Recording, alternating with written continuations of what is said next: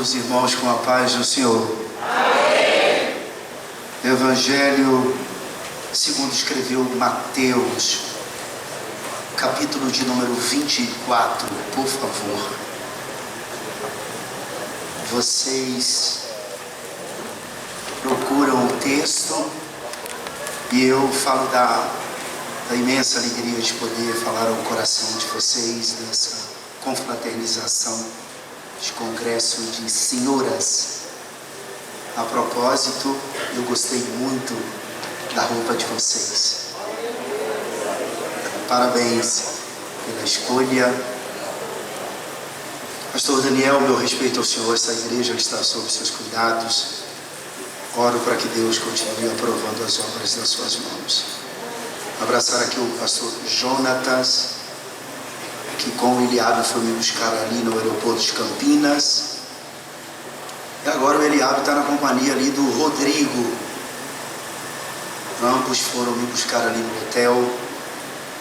Feliz aqui em rever o cantor Ítalo. Nós estivemos algumas vezes juntos ali na Adebrai sede. É potência você, meu amigo.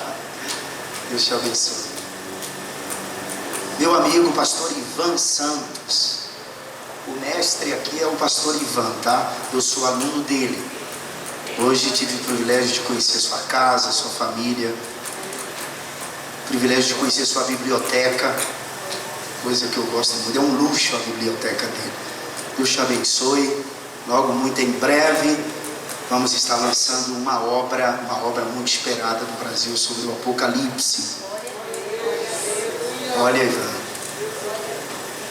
Então aguardem as redes sociais, especialmente no Instagram. Vocês vão ver lá o nosso livro muito em breve.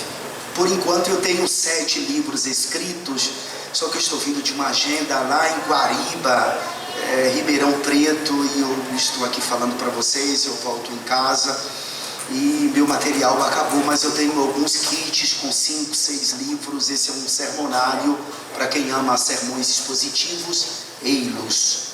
Você pode usá-lo como livro de cabeceira. Eu quero presentear aqui o pastor com esse livro. Só coloca a sua unção, o senhor prega tudo que está aí, tá? Gadara, protótipo dos nossos dias, é uma abordagem sobre o diálogo de Jesus. Imagina, pastor, é um diálogo entre Jesus e aquele endemoniado gadareno. Lembra que Jesus pergunta: como é o teu nome? E o demônio responde: meu nome é Legião, porque havia nele muitos demônios. Em torno de 6.000 demônios havia naquele rapaz. A inveja, síndrome de Lúcifer. A inveja é o sentimento mais medíocre que um ser humano pode ter. Inveja não é a pessoa querer o que você tem. Inveja é a pessoa querer que você não tenha. Por isso é um sentimento medíocre. O pecado, sua origem e consequências. Você sabia que existem níveis de pecado? Pecadinho, pecadão, existe. A propósito, você sabe o que é blasfêmia contra o Espírito Santo, pecado imperdoável? Está aqui explicado nesse livro. A minha língua grande, aqui não tem, mas você deve conhecer alguém no trabalho, você dá de presente. A língua é o membro mais forte do nosso corpo. A língua não cansa. As pálpebras cansam. Pastor, eu vou lhe presentear com todos. Eu gostei do senhor.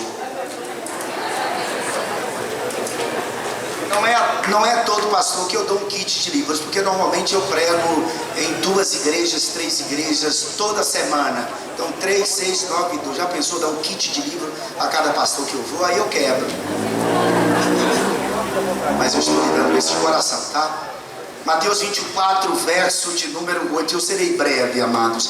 Mas todas estas coisas são o princípio das dores. Por 2 vezes mais juntos, vamos lá, 1, 2, 3.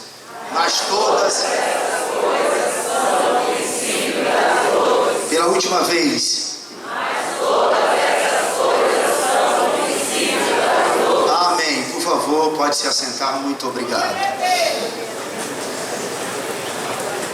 Para contextualizar esse capítulo de número 24, especialmente esse versículo de número 8, eu gostaria de contar uma história para vocês que está contextualizada com tudo isso que Jesus está vivendo aqui com os discípulos quando visita o templo em Jerusalém.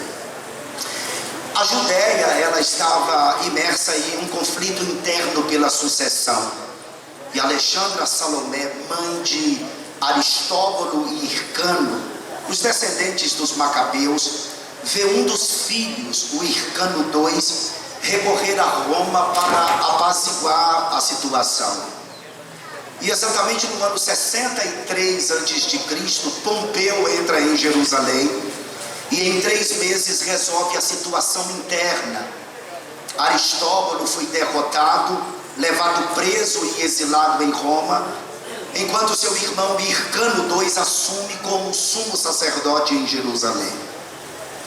Neste momento, a Judéia fica sob o domínio de Pompeu e este redimensiona o poder da dinastia Asmoneia. Samaria ganha independência e as cidades gregas da Transjordânia são reunidas em uma confederação que nós conhecemos conforme Mateus capítulo 4, versículo 25, como Decápolis. Feitas as divisões, resta nas mãos de Hircano II a Judéia, a Idumeia, partes da Pérea e da Galileia. O cenário neste período se torna irrelevante e passa a sofrer as consequências da guerra pelo poder de Roma. Tramas, revoltas, conspirações e guerras fazem parte dos anos seguintes, até que no ano 37 a.C., Roma acaba financiando o exército mercenário de Herodes, que marcha contra Jerusalém, toma Jerusalém de assalto e os romanos acabam empossando-o como governador da cidade. Herodes era um sujeito sádico, odiado pelos judeus. E quando ele assume o poder em Jerusalém, ele promove uma caçada aos seus opositores e possíveis opositores. Membros do Sinédrio, uma das suas esposas por nome Mariane, os filhos Alexandre e Aristóbulo, e mais tarde o seu primogênito Antípatro, são assassinados por Herodes, porque Herodes era um tirano capaz de eliminar a própria família para satisfazer a sua sede de poder. Herodes, além de sádico, ele era inteligentíssimo. Sabendo que os judeus o odiavam, ele quis fazer uma reforma, e ele começa uma reforma extraordinária no templo. A verdade é que Herodes não só reformou o templo, como também dobrou o templo de tamanho. O pátio das mulheres, o pátio dos gentios, ele fez os pórticos, e em cima dos pórticos ele construiu o Sinédrio, que era a Suprema Corte de Jerusalém. O templo foi investido uma fortuna em ouro, prata, pedras preciosas, a ponto de todo judeu estar felicíssimo com a reestruturação do templo. Vocês sabem que Jesus não residia em Jerusalém. Ele nasceu em Belém, foi criado na cidade de Nazaré, e com 30 anos de idade, Jesus coloca a sua caixa de ferramenta nos ombros, passa no Rio Jordão, é batizado pelo seu primo João Batista, e a partir de então ele passa a residir na cidade de Cafarnaum, uma cidade progressista naquela época, e era de Cafarnaum que Jesus saía sempre para as cruzadas, pregava, voltava. Era raro Jesus andar no centro religioso de Jerusalém, mas por algumas vezes ele visitou Jerusalém, e o capítulo de número 24 de São Mateus é uma dessas vezes que Jesus está visitando Jerusalém, especialmente ao templo. E quando ele anda pelo templo, e quando ele está saindo do templo com os discípulos, como todo judeu, felicíssimo com a reestruturação do templo, eles perguntam para Jesus: Mestre, vistes a estrutura do templo? O que Jesus respondeu: não vedes tudo isto? Em verdade vos digo que não ficará aqui pedra sobre pedra que não seja derribado. Os discípulos não entenderam e não aceitaram absolutamente nada desta fala de Jesus. E quando eles saem dali de Jerusalém, do templo, eles vão para o Monte das Oliveiras. E assentado no Monte das Oliveiras, em particular, os discípulos vão até Jesus para interrogá-lo a respeito de 3 coisas. E os discípulos perguntam: Mestre, fala-nos a respeito destas coisas. Quais coisas? Como assim o templo cair, não ficar nele pedra sobre pedra que não seja derribado? Fala-nos a respeito destas coisas. E que sinal haverá da tua vinda e do fim do mundo? Observem que quando os discípulos perguntam: que sinal haverá da tua vinda e do fim do mundo? Vinda aqui não é arrebatamento da igreja. Vinda aqui é parousia, a vinda visível. Porque observe que a pergunta dos discípulos dentro da ordem cronológica dos fatos é: que sinal haverá da tua vinda e do fim do mundo? Porque o que os discípulos esperavam, aguardavam, era que Jesus estabelecesse o seu governo milenar na terra. E a ordem cronológica dentro da escatologia pré-tribulacionista que se segue é esta: arrebatamento da igreja, manifestação do anticristo, 7 anos, batalha do Armagedon, vinda visível de Cristo com a igreja, que é Apocalipse capítulo de número 19. Os que receberam a marca da besta morrerão pela espada que sai da boca de Jesus. O anticristo e o falso profeta serão lançados dentro do lago de fogo. Satanás será preso por 1000 anos. Haverá o julgamento das nações, o estabelecimento do governo milenar. Depois, no final dos 1000 anos, Gog e Magog. Depois, o juízo final. E depois, estado eterno. Então, aqui no capítulo 24, nessa pergunta dos discípulos: que sinal haverá da tua vinda e do fim do mundo? Vinda aqui, repito, não é arrebatamento, mas é a vinda visível para estabelecer o seu governo milenar na terra. E Jesus responde: acautelai-vos que ninguém vos engane, porque muitos virão em meu nome dizendo: eu sou o Cristo, e enganarão a muitos. E ouvireis de guerras e de rumores de guerras. Olhai, não vos assustei, porque é misto que isso tudo aconteça, mas ainda não é o fim. Porquanto se levantará nação contra nação e reino contra reino, e haverá fomes e pestes e terremotos em vários lugares, mas todas estas coisas são o princípio das dores, que é o versículo 8 que tomamos como base para esse texto. Jesus fala sobre 4 áreas distintas. Ele fala a respeito de falsos cristos, isso é religião. Repete após mim: religião. Ele fala a respeito de guerras, isso é política. Só existe guerras por causa da política. Repete após mim: política. Ele fala a respeito de pestes, isso é sinal dentro do social. Repete após mim: social. E ele fala a respeito de abalos sísmicos, ou seja, terremotos. Isso diz respeito à natureza. Repete após mim: natureza. Essas são as 4 áreas mencionadas aqui por Jesus a partir do versículo de número 3 do capítulo 24, que a maioria esmagadora dos crentes entendem que aqui são sinais que diz respeito ao arrebatamento da igreja. A gente sempre aprendeu assim.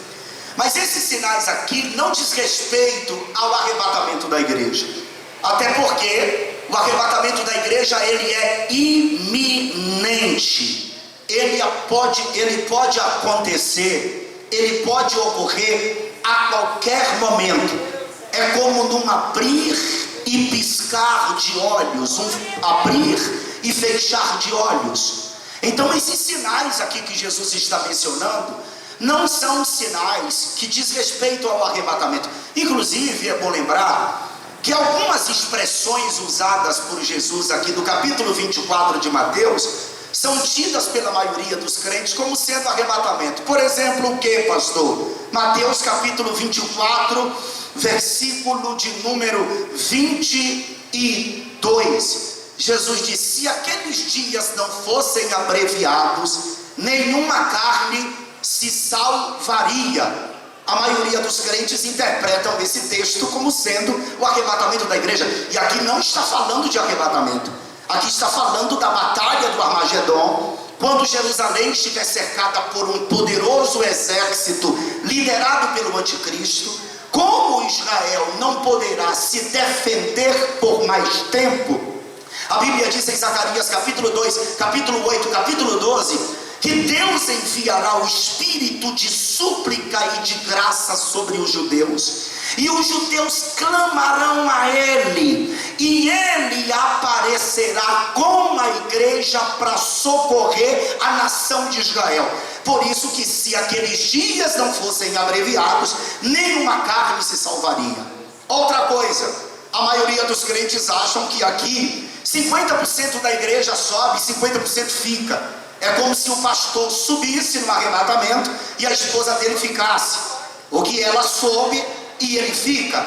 50%, um será levado ou tomado e o outro deixado. Isso aqui não está falando de arrebatamento. Perceba que tudo que Jesus está mencionando, falando aqui no capítulo 24 de Mateus, diz respeito à própria nação de Israel. Quem estiver em Jerusalém, fuja para os montes. Nós não estamos em Jerusalém. Isso aqui não é uma linguagem figurada nem simbólica. Mas pastor, um será levado e outro deixado. Isso aqui são oportunidades iguais de salvação. A mesma oportunidade que eu tenho, a minha mulher tem. A mesma oportunidade que você tem, aquele que está andando contigo também tem. Então essas expressões de Jesus não diz respeito ao arrebatamento. E eu vou provar para vocês através de dados estatísticos. Porque durante todo esse tempo, esses 2 milênios, esses sinais estão acontecendo. E esses sinais aqui estão conectados intimamente a partir de Apocalipse capítulo de número 6.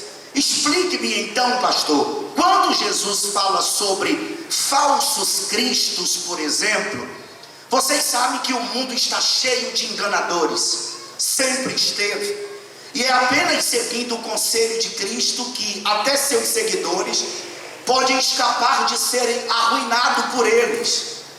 Nos dias de Jesus, por exemplo, era muito comum aparecer falsos cristos. Vários historiadores, como Tácito, como Plínio, como Rezaslan, que eu gosto muito, até o Flávio Joséfo, menciona diversos falsos cristos que apareceram naquela época, porque vários homens se levantavam dizendo-se ser o Messias, com a proposta de expulsar os romanos da terra. Isso porque os romanos estavam oprimindo o povo judeu, empobrecendo-os com as suas várias modalidades de cobranças de impostos. Historiadores como Plínio, como Tácito, como Rezaslan, diz que na época de Jesus apareceu o egípcio, Atronges, o samaritano, Ezequias, Simão da Pérea, Judas o Galileu, Simão filho de Giopa, Simão filho de Cóshiba. Até em Atos dos Apóstolos, capítulo de número 5, versículo de número 36, o doutor Lucas registra um falso Cristo por nome Teudas. Ouça o que diz o texto: porque antes desses dias levantou-se Teudas, dizendo-se ser alguém. A este se ajuntou o número de uns 400 homens, o qual foi morto, e todos os que lhe deram ouvidos foram dispersos e reduzidos a nada. Então sempre houve falsos cristos na terra. É claro que nominalmente, por exemplo, no Brasil, o que a gente conhece é aquele tal de Henrique Cristo, meu pai, que aquilo na verdade é uma farsa. Também conhecemos um tal de um reverendo Moon, que pregava dizendo que veio cumprir aquilo que Cristo não cumpriu, porque ele morreu na cruz do Calvário. Reverendo Moon só se esqueceu que antes de Jesus morrer, ele deu um brado na cruz do Calvário dizendo: está consumado, em tuas mãos entrego o meu espírito. Então sempre houve falsos cristos, e eu não me refiro a esses falsos cristos tipo Henrique, Reverendo Moon, mas sempre houve falsos cristos dentro do contexto religioso. Mas pastor, Jesus não fala só de falsos cristos.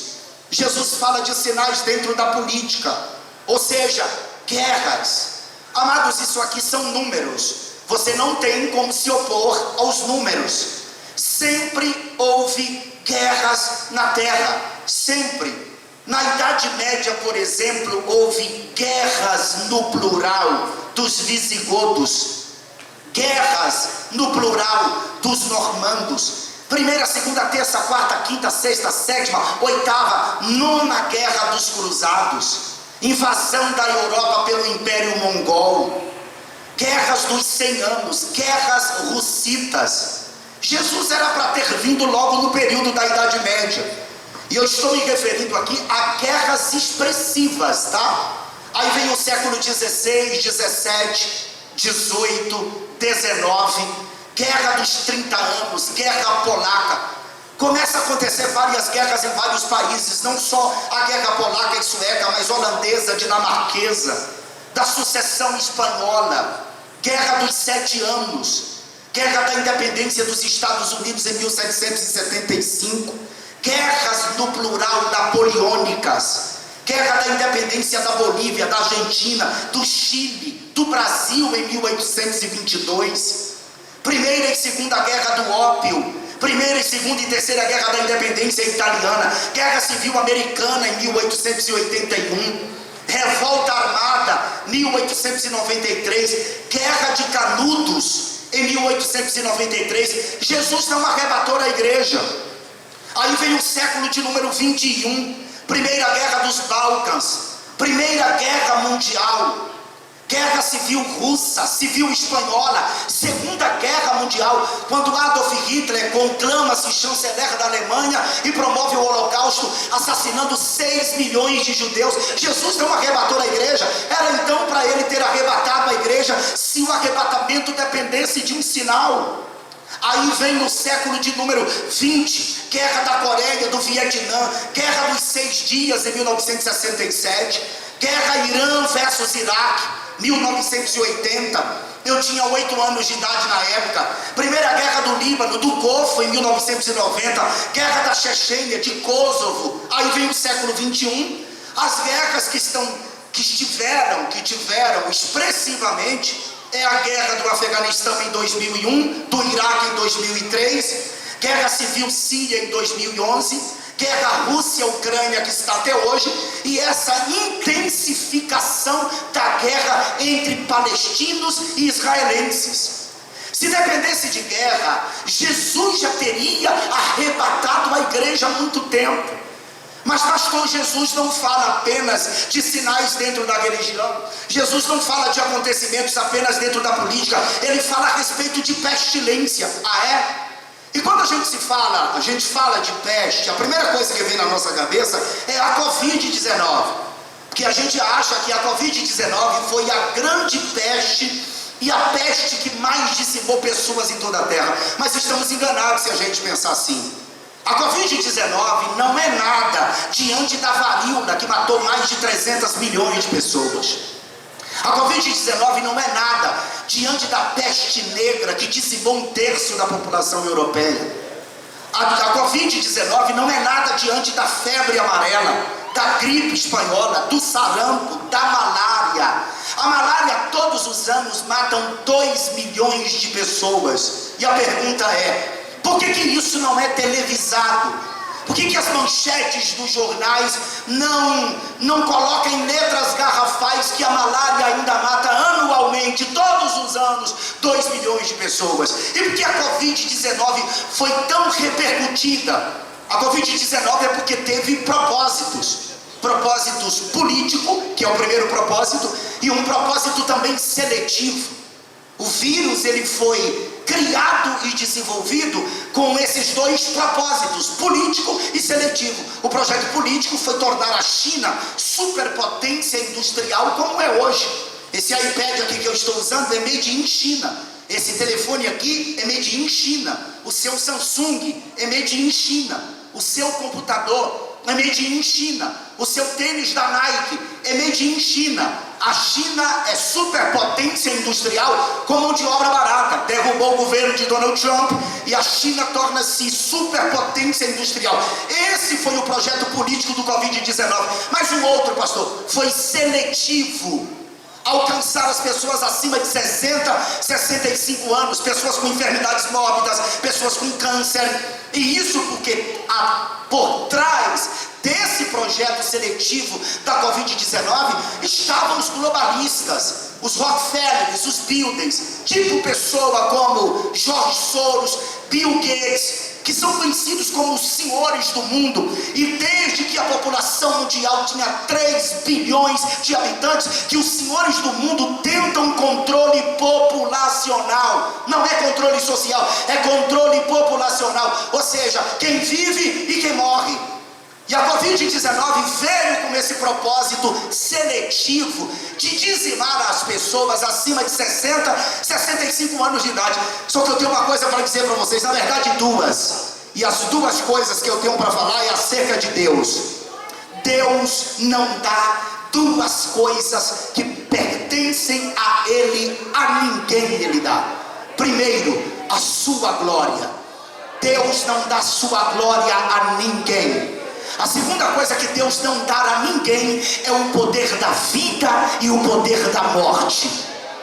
Lembra quando Jesus é arrebatado em espírito aos céus, que ele viu Cristo glorificado? Ele disse que quando ele foi arrebatado, ele ouviu por detrás dele uma voz como de trombeta que dizia: o que fez? Escreve-o num livro e envia-o às 7 igrejas que estão na Ásia Menor: a Éfeso, a Esmirna, a Pérgamo, a Tiatira, a Sardes, a Filadélfia e a Laodiceia. João diz: e quando virei-me para ver quem falava comigo, eu vi 7 castiçais de ouro, e no meio dos 7 castiçais um semelhante ao Filho do Homem, vestido até os pés com uma veste comprida. Isso fala do seu sumo sacerdócio. Um cinto de ouro na altura do peito. Isso fala de dignidade sacerdotal. Seus cabelos brancos como a lã branca. Isso fala de deidade, de preexistência, de eternidade. Seus olhos como chama de fogo. Os olhos que tudo vê, tudo conhece, tudo penetra. Uma espada sai da sua boca. O poder da vida e o poder da morte. Seus pés como de latão reluzente, assacalhado na fornalha. Você sabe que bronze na Bíblia representa justiça e juízo, enquanto prata representa resgate, enquanto ouro representa, dependendo do contexto, a glória de Deus, a sua natureza e realeza. Os pés de Cristo estão de bronze, porque quando ele morreu na cruz do Calvário, ele estava completamente despido, descalço. Mas quando ele vir para reinar no governo milenar, ele não virá mais descalço, ele virá com os pés de justiça e de juízo para reinar sobre a terra. O rosto de Jesus é como o sol quando na sua força resplandece. Levante uma das suas mãos se você acha que ele merece um grito de aleluia. Faça isso. O seu rosto como o sol fala da sua glória e fala da sua moral. E João disse: quando o vi, caí aos seus pés como morto. Mas ele estendeu a sua mão e disse-me: João, não temas, eu sou o que vive. Fui morto, mas eis aqui estou vivo para todo sempre. Amém. E tenho as chaves da morte e do inferno. Jesus estava dizendo: eu tenho o poder da vida e o poder da morte. Morre quem eu quero, vive quem eu quero. Pode perceber, tem pessoas que ficaram meses na UTI, mas Deus não permitiu que fosse, voltou. E pode ter até alguém entre nós aqui celebrando a Deus juntamente conosco, porque a Covid-19 não levou, só levou quem Deus quis, porque o poder da vida pertence a Ele. Se Jesus não veio até hoje, dentro desse contexto de religião, de política, de peste, então quando Cristo vai voltar? Eu não sei. Eu só sei que Cristo pode voltar a qualquer momento. O arrebatamento da igreja é a maior promessa que Deus nos fez. O arrebatamento da igreja é a bendita esperança. Eu sei que esse tipo de mensagem parece ser uma mensagem antiquada, do passado, porque dos anos 2000 para cá, os coaches tomaram conta dos púlpitos das igrejas. A teologia da prosperidade, a palavra de autoajuda, a mensagem do arrebatamento da igreja, do céu, do inferno, de santidade. acabou sendo retirada de forma brusca e substituída por esse tipo de mensagem em muitos púlpitos de muitas igrejas no mundo. Mas esta mensagem desta noite é uma mensagem atual e relevante. A igreja de Cristo está aguardando sim o arrebatamento, e ele pode acontecer hoje, ele poderá acontecer amanhã. Deixa eu perguntar aqui, quem tem essa bendita esperança, por favor? Levante uma das mãos. Eu posso lhe fazer um pedido, só para ficar dinâmica a mensagem. Pergunte pelo menos para 2 pessoas, à sua direita, à sua esquerda. Pergunte: você vai para o céu? Pergunta para ele, Senhor. Pergunta para ela: você vai para o céu? Perguntou. Agora fala para ele, fala para ela. Fala assim: eu quero te ver lá. Fala para ele, para ela: eu quero ver você. Não, pegue na mão de alguém que fica mais bonito, vai. Diga: eu quero ver você na glória. Fala para alguém aí, vai. Eu quero ver o Senhor no céu. Fala para alguém: eu quero ver você na glória. Ítalo, glória a Deus. Eu quero ver você no céu, Ivan. Eu quero ver você, Pastor Jonatas, eu quero ver você no céu. Quem vai nessa caravana? Dá um grito de aleluia. Jesus vai levar a igreja. Como, pastor, que Jesus vai levar a igreja? O apóstolo Paulo, quando escreve aos Tessalonicenses a sua segunda epístola, vale lembrar que a epístola aos Tessalonicenses é a obra mais antiga do Novo Testamento. É a carta para quem Paulo mais falou sobre escatologia. E no capítulo de número 4, versículos 16 e 17, Paulo fala a respeito desse acontecimento. E ele diz: porque o mesmo Senhor descerá do céu com alarido, e com voz de arcanjo, e com a trombeta de Deus, e os que morreram em Cristo ressuscitarão primeiro. Eu vou repetir o texto, não é que vocês não entenderam. Porque o mesmo Senhor descerá do céu com alarido, e com voz de arcanjo, e com a trombeta de Deus, e os que morreram em Cristo ressuscitarão primeiro. Aqui surge uma questão para os teólogos, os escatólogos: como que Paulo irá ressuscitar? Como que os crentes que morreram há 2000 anos atrás irão ressuscitar? Os coríntios, muitos deles não criam na ressurreição do corpo. Por isso que na primeira carta, no capítulo de número 15, Paulo gasta um tempo e muda o tom de voz algumas vezes para explicar para os coríntios que a ressurreição não era a ressurreição da alma, mas a ressurreição do corpo. Porque assim como Cristo ressuscitou com o corpo, os que morreram em Cristo também ressuscitarão com o corpo. Mas a pergunta é, escutem-me: como haverá ressurreição? Como? Teve crente que foi queimado, teve outros que a família cremou. Eu estava nos Estados Unidos no mês passado. A mãe da Noelise, a sogra de uma pastora amigo meu, pastor Cristiano Marques, faleceu nos Estados Unidos. Não pode trazer o corpo para cá porque é muito caro. Cremaram ela, e ela me mostrou um pote com as cinzas da própria mãe. Como que ela vai ressuscitar? Como? Expliquem-me. Como que aqueles que morreram em Cristo, teve crentes que morreram no mar, o peixe comeu, não tem mais nada. E Abraão, Moisés, Isaac, Jacó, os profetas veterotestamentários que morreram, como que eles irão ressuscitar? Pastor, Jesus não morreu para salvar o seu corpo. Jesus morreu para salvar a sua alma. O corpo vaso invólucro do espírito e da alma. O corpo, ele é um tabernáculo. Isso aqui é o átrio. A tua alma, pastor, é o lugar santo. E o teu espírito é o santíssimo lugar desse tabernáculo. O Espírito Santo habita no teu espírito.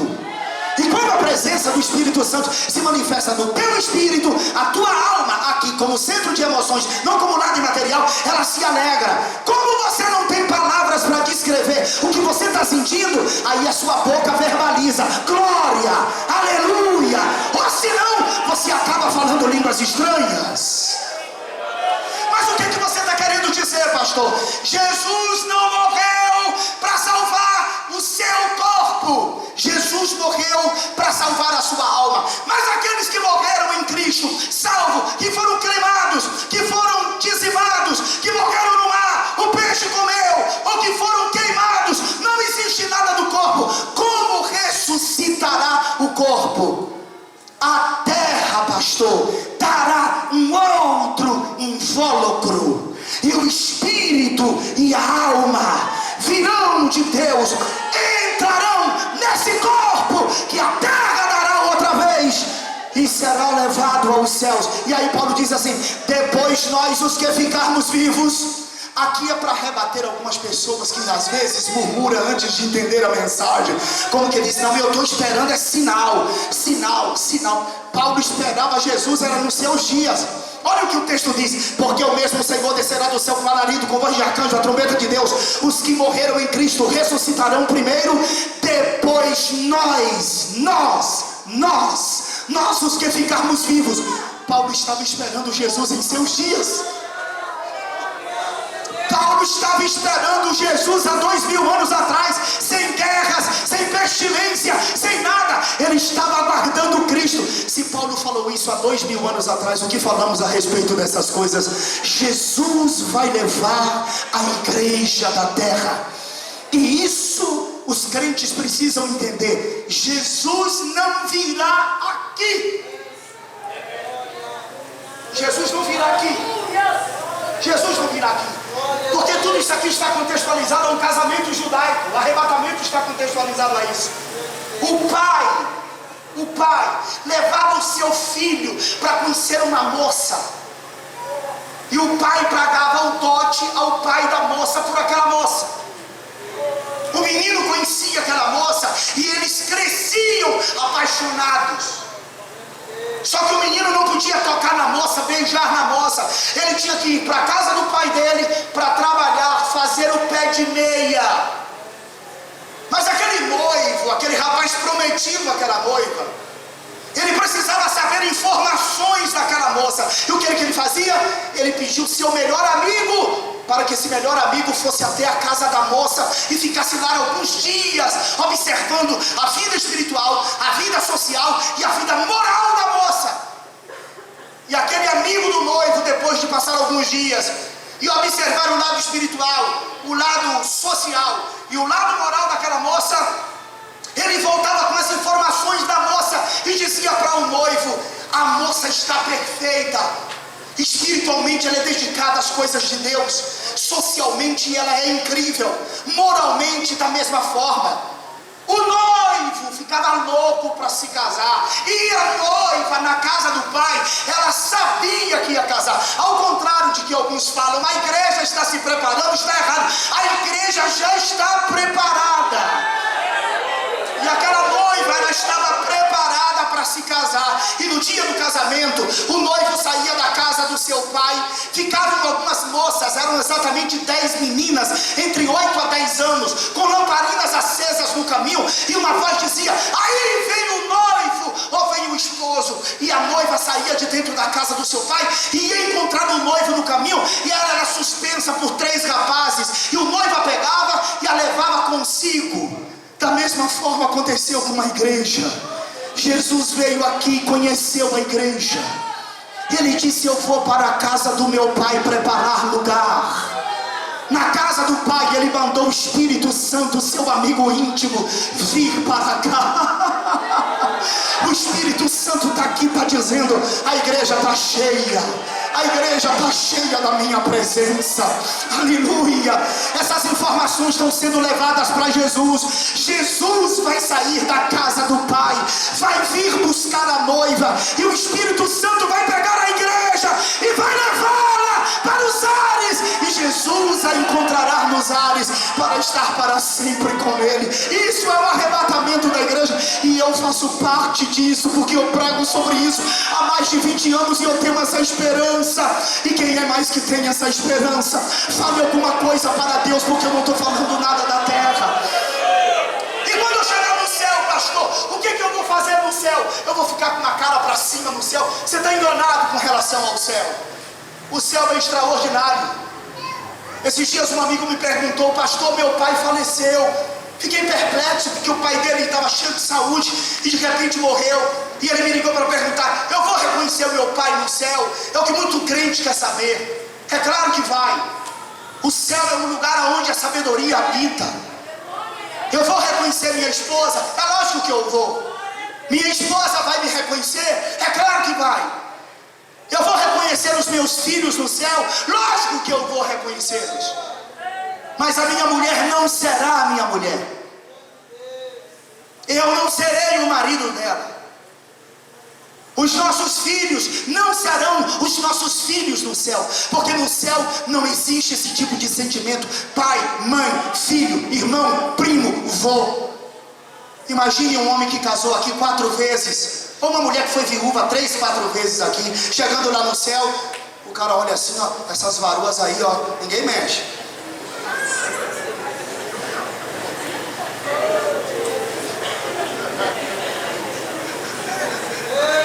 A chave agora está. No céu não tem esse tipo de sentimento, porque no céu não existe nenhum tipo de parentesco para que a gente viva em harmonia como a gente vive aqui na terra. No céu é completamente diferente. Uma outra pergunta que muitos querem fazer: pastor, quando eu chegar no céu, eu vou perguntar a Jesus quem é Moisés, por exemplo. No céu não existe disso, gente. Não existe. Porque tem gente que diz assim: quando eu chegar no céu eu quero abraçar Abraão, eu quero conhecer Raquel, eu quero conhecer Esté, eu quero saber quem é Maria. Quando você chegar no céu, não é necessário você perguntar para alguém quem é fulano, beltrano, quem é Jó. Como assim, pastor? Escute aqui, olha na minha mão esquerda. Um dos homens mais inteligentes que já pisou nessa terra foi Albert Einstein. Poderiam citar vários outros homens, como Isaac Newton, ou Isaac Newton, como você queira. Homens com QI elevado, 22 de QI. Você sabia que se uma pessoa tiver 30 de QI, ele consegue levantar um púlpito desse com a força da mente? Olha que esses homens são inteligentíssimos e tiveram apenas 22 de QI, que é um QI elevadíssimo. Tipo o que disse Albert Einstein. Ninguém teve até hoje 30% de QI, 30 de QI, melhor dizendo, até porque se tivesse, o cara destruiria a terra. No céu nós teremos 100%, nós saberemos de todas as coisas. Como assim, pastor? Filipenses capítulo 3, versículos de número 20 e 21. Olha o que o apóstolo Paulo diz: mas a nossa cidade está nos céus, onde também esperamos o Salvador. Leia comigo: o Senhor Jesus Cristo, que transformará o nosso corpo abatido para ser conforme o seu corpo. Olha o que o texto está dizendo: para ser conforme o seu corpo. Para ser conforme o seu corpo. Nós seremos como Jesus, para ser conforme o seu corpo glorioso, segundo o seu eficaz poder, segundo o seu eficaz poder de sujeitar também a si todas as coisas. Quando chegar no céu, não é necessário você perguntar a Jesus nada, você saberá de tudo quando você chegar lá. Quando você chegar lá, você vai dizer: olha Jó onde está, olha Maria onde está, olha Pedro onde está, olha a Dorca onde. Não precisa você perguntar, porque você vai estar em corpo glorificado. Ei, meus irmãos, essa aqui é a maior promessa que Deus fez para nós. A promessa de um dia vir e nos levar para viver eternamente com Ele. E ouça isso aqui que eu termino agora. Esta cidade não é uma cidade como Sorocaba, é uma cidade, um cubo. Ela é um cubo. O mesmo comprimento, é a mesma largura, é a mesma altura. Eu vou repetir, tá? A cidade não é assim plana, não tem montes, rios, não tem montanhas. Não é uma cidade dentro dessa estrutura que a gente vive aqui na terra. É uma cidade que tem a sua largura e a sua altura. É um cubo. Agora analisa comigo, porque é uma questão de inteligência. É uma cidade, é um cubo. Se você pegar as metragens de Apocalipse capítulo 21 e você elevar a terceira potência, a medida cúbica dessa cidade vai dar em torno de uns 10, 12 bilhões de quilômetros cúbicos de área. Você sabe o que é a cidade? O país chamado Brasil é um país que tem 8 milhões de quilômetros quadrados de área. Se você sair do extremo norte e para o extremo sul, são aproximadamente 7 horas de avião, numa velocidade de mais de 900 quilômetros por hora. Imagina uma cidade. Aleluia!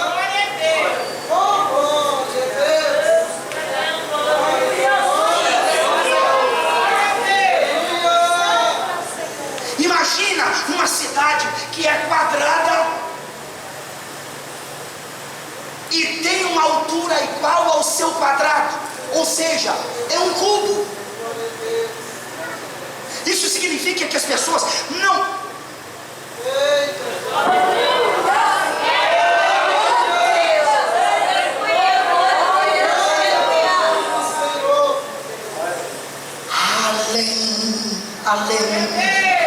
Além do rio azul, as ruas são de ouro e de cristal. Ali tudo é vida, ali tudo é paz, não te choro.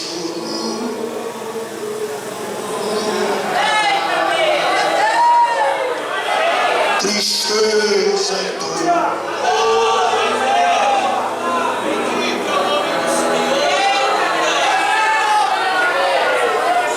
Além do rio azul.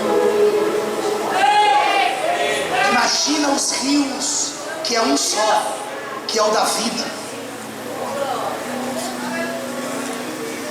Porque as pessoas não estarão na plataforma do trono de Deus, onde estão a estrutura com os querubins na base, e todos ali amontoados. Não, é uma cidade.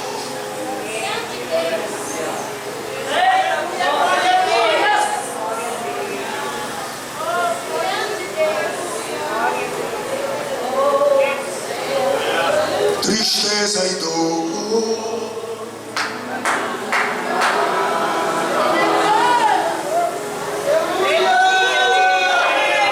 Verei o grande rio da vida.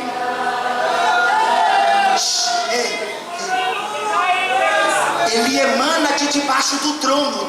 A plataforma do trono fica no centro da cidade. E o rio emana de debaixo e vai fazer. Verei a face do meu mestre querido.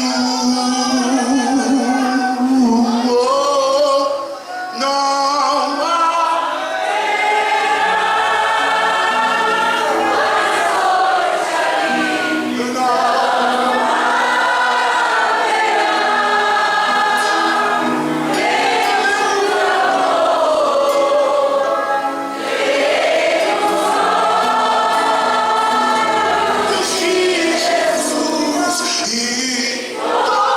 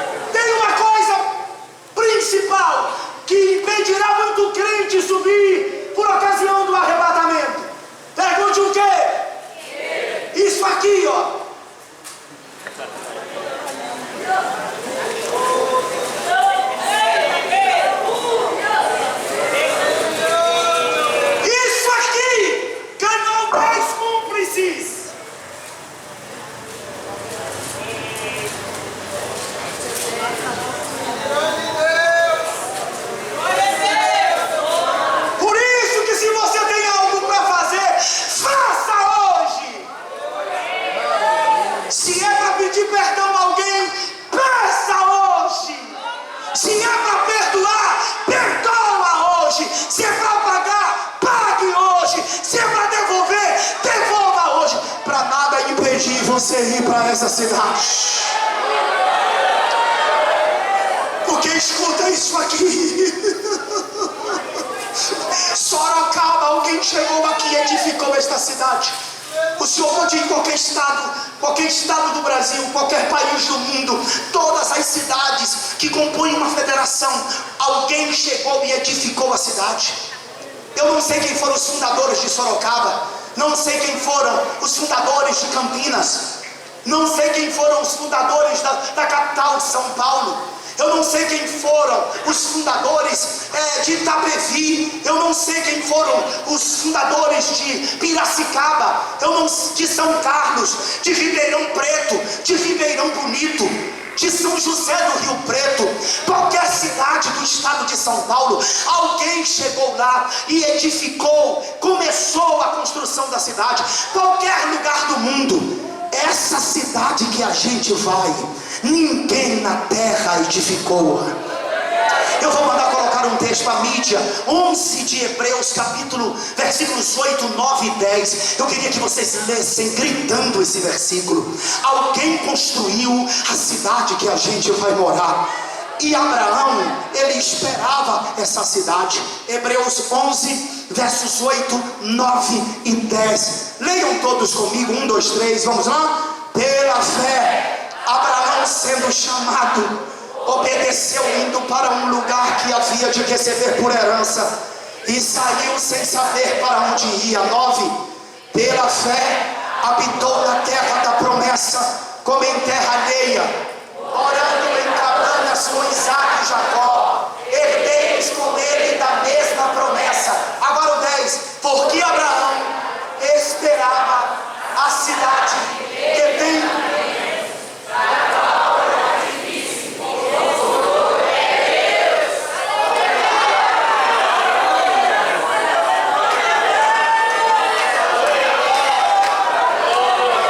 Que cidade é esta?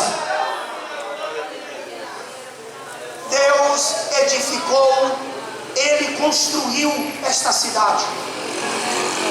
Talvez quando Ele criou os céus e a terra, porque se Ele construiu, Ele é antes de tudo, sem princípio e sem fim. Então possivelmente quando Ele criou os céus e a terra, lá no Bereshit, num tempo inimaginável, Ele pegou e construiu a cidade e colocou a plataforma do seu trono dentro dessa cidade. E Abraão esperava essa cidade. Você quer viajar para algum lugar da Europa? Tem passaporte? Você vai. Tem países que você precisa de visto. Esses dias eu fui no Egito para uma reunião de missões, porque eu sou pastor de missões da minha igreja. Eu precisei tirar um vistozinho do Egito. Eu vou sempre aos Estados Unidos, eu tenho um visto americano. Preciso de ir no Canadá, visto. Você precisa no Japão, você precisa de visto. Para qualquer lugar. Tem outros países que você só precisa do passaporte. Aí você vai de carro, por exemplo, aqui na América Latina, ou você compra uma passagem de avião e pega seu passaporte e vai. Ah, eu quero viajar no espaço sideral. Você vai lá na SpaceX do Elon Musk e você paga $2 milhões e você anda de foguete, você vê o espaço sideral. Você pode, é só você ter dinheiro. Mas para esta cidade,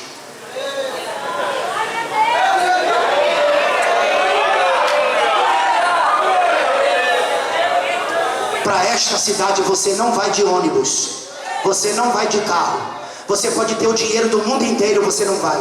Você não vai de helicóptero, você não vai de avião, você não vai na SpaceX, nos foguetes do Elon Musk. É preciso que a lei da gravidade seja retirada por causa da santidade, e a lei da aerodinâmica, porque o domo da terra será retirado. A igreja vai ser arrebatada daqui a encontrar Jesus nos ares, para estar para sempre com o Senhor. Deixa eu saber quem é que vai para o céu, quem tem essa esperança. Levante uma das mãos se você puder, glorifique o nome de Jesus. Eu vou fazer um pedido aqui, irmão. Pega na mão de alguém. Eu sou pregador pentecostal. Pega na mão de alguém. Pergunta, irmão, você vai para o céu? Pergunta alguém aí, vai. Você vai para o céu? Você vai para o céu? Você vai para o céu? Você vai para o céu? Pergunta para alguém. Você vai para o céu? Então me dá um sinal aí, vai.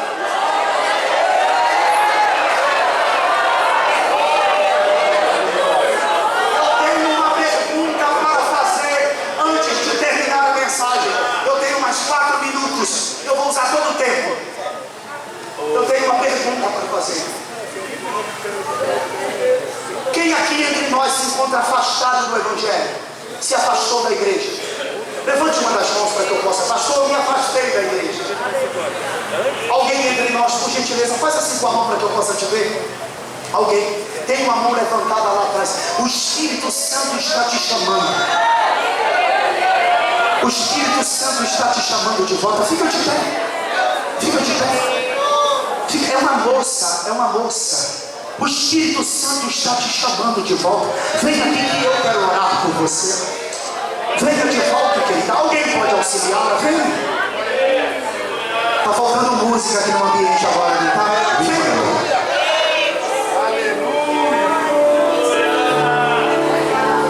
Me falaram de um lugar,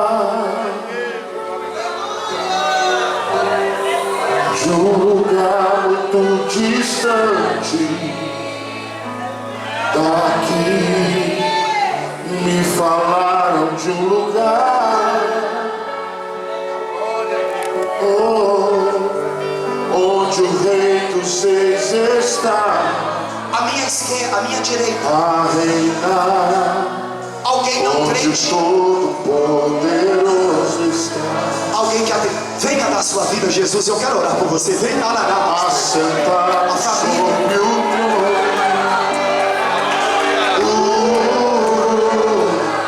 recebendo a adoração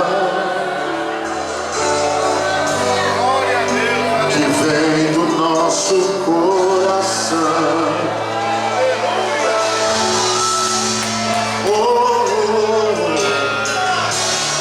Santo, santo, eu irei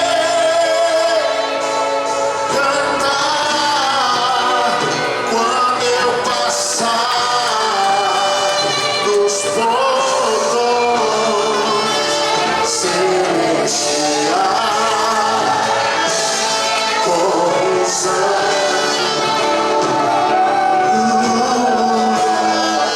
Deixa eu fazer uma pergunta. Aquele tempo que eu estava cheio de sonhos, para mim o culto só prestava se todo mundo estivesse pulando. Acabou para mim. Se a palavra não fizer hoje, eu não vou fazer.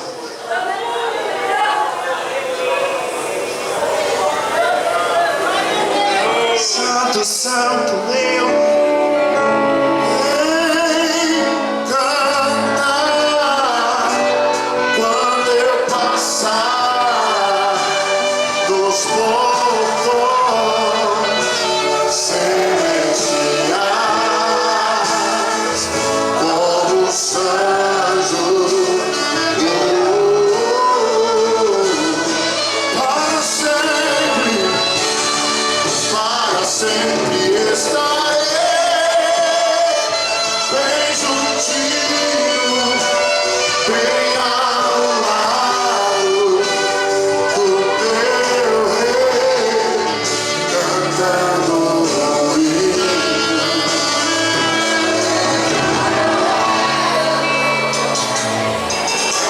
esse homem chorando. Lá fora diz que homem que é homem não chora, né? Aqui chora, amigo. Na presença de Deus ninguém resiste. Eu sinto a presença do Espírito Santo. Quem sente a presença do Espírito Santo?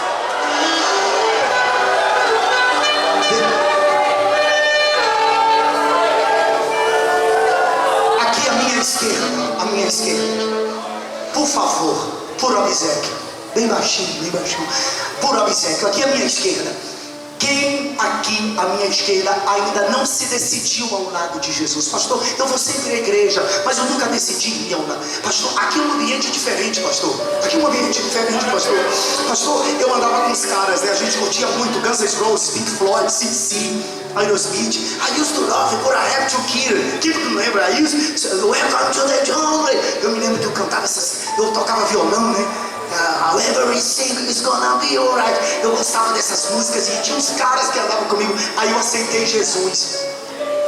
Quando eu cheguei na igreja, eu vi aquela presença, como falando em língua. Eu disse, eu quero isso aí, eu quero isso aí. E eu comecei a buscar. Um ano depois, Jesus me batizou. O Fernando que andava comigo, começou a ir para a igreja. Só que ele só ia de domingo em domingo. E um dia eu perguntei ao Fernando, o que você vem fazer na igreja, cara? Por que você não decide-se ao lado de Jesus?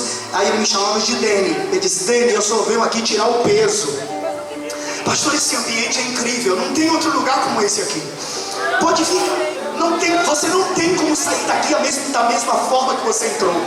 Você sai daqui mais leve. E talvez você, meu amigo, tenha vindo à igreja exatamente porque você quer tirar um peso das suas costas, porque você sai mais leve. Só que hoje é o seu dia de você se decidir ao lado de Jesus. E eu quero perguntar, eu nunca disse isso aqui, eu nunca disse, é a primeira vez que eu estou falando no altar isso, a respeito do Fernando. Eu queria saber aqui, quem entre nós nunca se decidiu ao lado de Jesus, conhece crente, vem à igreja, está aqui? Por favor, levante uma das suas mãos. Eu quero saber onde você está, aqui à direita ou à esquerda. Faz assim. O irmão que está aqui, cadê os crentes? Levanta a mão os crentes, levanta as mãos. O crente, levanta a mão. Dá uma olhada na direita, na sua esquerda. Veja se tem alguém com a mão abaixada. Tem alguém com a mão abaixada? Tem alguém? Tem alguém ao seu lado não crente? Se tiver, traz ele, traz ela. Pastor, eu estou aqui, fui crente, me afastei do evangelho, mas eu estou muito decepcionado. Eu queria orar pela sua vida nessa noite. Venha de volta. Onde tem mais uma pessoa para Jesus? Veja se tem alguém ao seu lado. Por favor, enquanto o Ítalo canta, você se decide. E eu vou orar pela sua vida. Por favor, alguém mais? Levante uma das mãos. Eu pediria, com a permissão do pastor Daniel, se possível, que a igreja se colocasse de pé, por favor. Glória a Deus. Veja se tem alguém ao seu lado. Traz esta pessoa aqui à frente, por favor. Onde estava? Tem uma, duas, tem três pessoas. Mas vocês não estão com os filhos?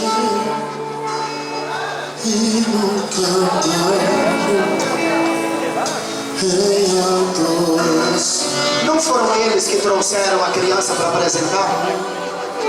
A senhora, cadê a criança? Está lá? E tem um pequeno que eu vi, observo. Traz o pequeno também. Cadê o pequeno? O pequeno é uma alma também.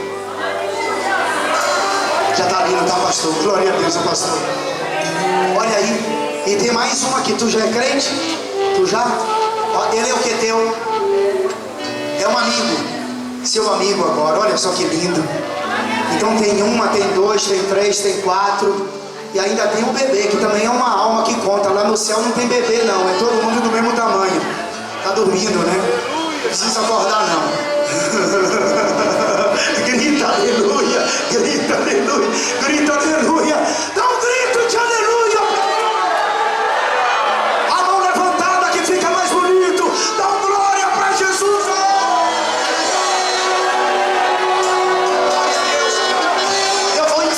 Eu vou insistir, é só 30 segundos mais, por favor.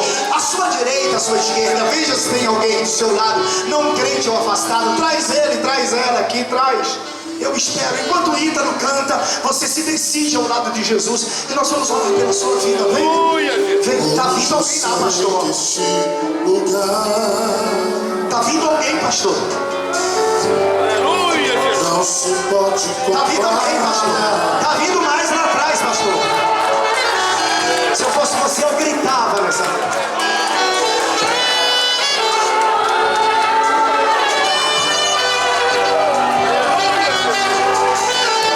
Tá vindo mais alguém, olha!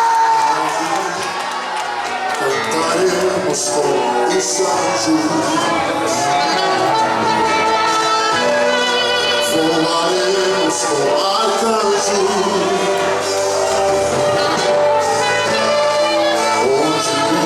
Viveremos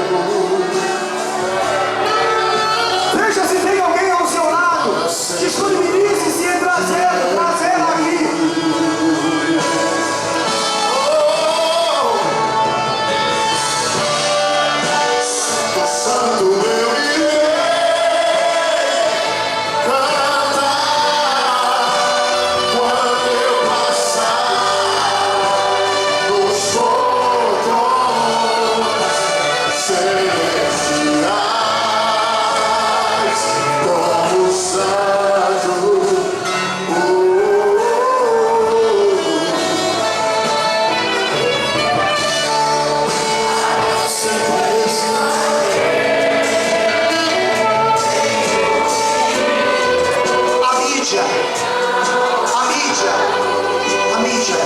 Põe para mim Romanos 8, versículo 22. Não me queira mal hoje não. Fica aqui perto de mim. Romanos 8, 22. Eu falei, olha para mim, religião, política, social. Mas Jesus falou que haveria sinais na natureza. Olha o que é que Paulo fala aqui aos Romanos 8, 22. Não é arrebatamento. Olha aquilo ali. Vocês podem ler comigo? 1, 2, 3. Porque sabemos que toda a criação geme e está juntamente com dores de parto até agora.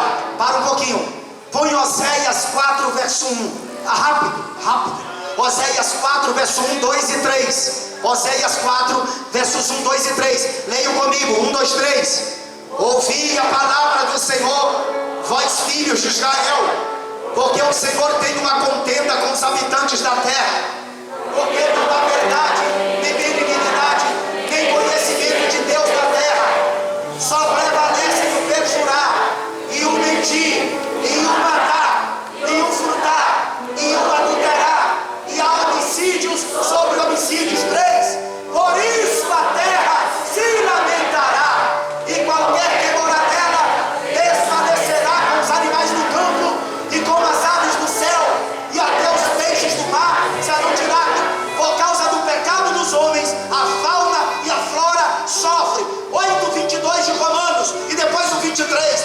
Paulo ratifica, endossa as palavras de Oséias. Olha, porque sabemos que toda a criação geme. Irmãos, os cientistas acham que a Terra está se auto-reiniciando. É um novo ciclo, não é? A Terra está gemendo com dores de parto por causa dos pecados dos homens. Aí Paulo no 23, olha o que ele diz. E não só ela, gritem, mas nós que temos as primícias do Espírito, também gememos em nós mesmos, esperando a adoção, a saber, a redenção do nosso corpo. Pastor Daniel, a terra está gemendo porque ela quer que Cristo venha reinar sobre ela. E nós gememos porque esperamos a adoção, o arrebatamento da igreja. Levanta a mão mais uma vez e diga glória. O pastor Daniel vai orar pela vida de vocês. Em adoração, em louvor, sempre e nunca mais voltar. Em adoração, em louvor, sempre. Senhor nosso Deus, nós te louvamos e te adoramos por estas vidas que estão aqui diante do teu altar. Queremos te agradecer, Senhor, por cada um dos teus filhos que estão diante de ti agora se rendendo. Ó Pai, nesta hora nós ministramos a tua bênção e pedimos que o Senhor perdoe os pecados dos teus filhos, dando a eles, Senhor, a oportunidade, o privilégio nesta noite de ter os seus pecados apagados, os seus nomes escritos no céu. Que o seu Espírito Santo venha se revelar ao coração de cada um deles, assim como se revelou aos nossos corações, que eles venham te conhecer, te sentir, te amar, te servir, ser fiel e morar contigo na glória. Assim nós oramos em nome de Jesus. Amém, Jesus.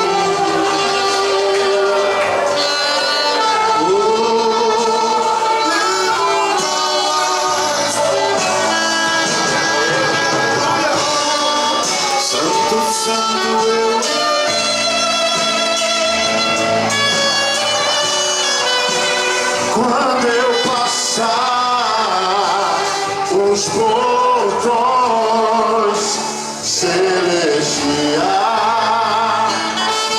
onde os anjos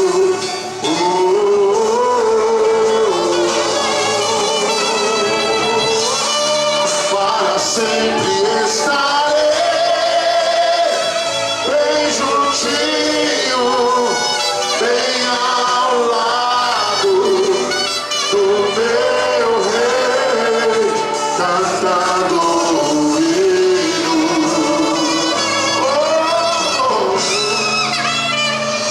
em adoração, em louvor,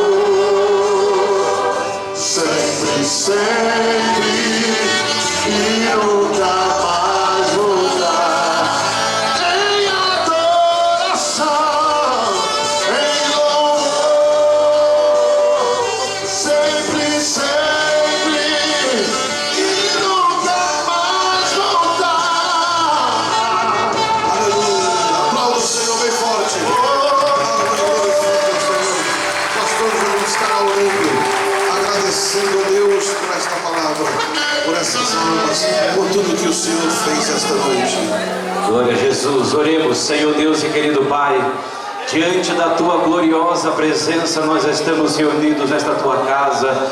Graças Te damos, ó Deus, por cada momento que nós passamos na Tua presença.